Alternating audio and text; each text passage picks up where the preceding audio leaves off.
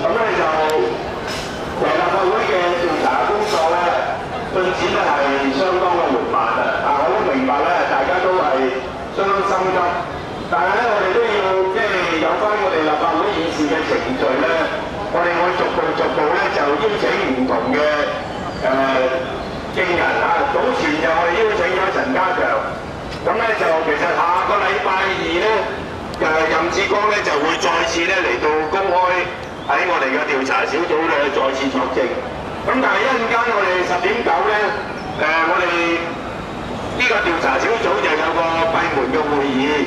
呢個閉門嘅會議咧，主要嘅討論咧就係喺呢個金管局，即係任志剛嘅管理局咧，金管局咧喺佢哋喺舊年12月做咗一個調查嘅報告，但係呢個調查嘅報告咧，其中有部分嘅章節咧係被刪除咗嘅。咁呢啲章節嘅內容咧，其實咧都係會有解釋到咧一啲銀行咧銷售嘅手法。咁所以咧呢啲嘅章節咧，其實對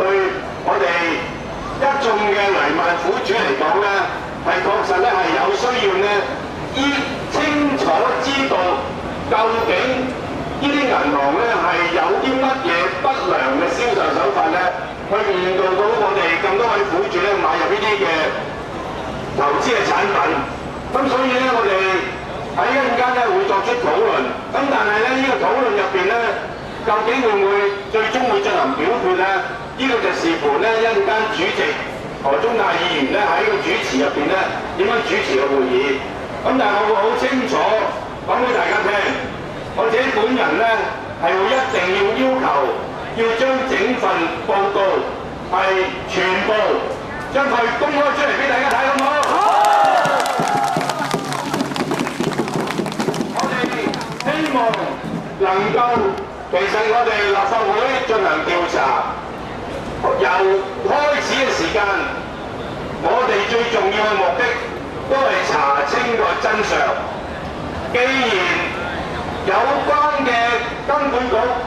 佢哋已經進行咗調查，查到一啲嘅真相，係咪要公開出嚟啊？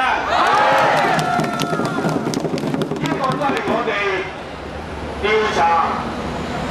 呢個小組嘅最重要目的。咁所以，我哋會盡我哋嘅能力，我哋喺度咧亦都會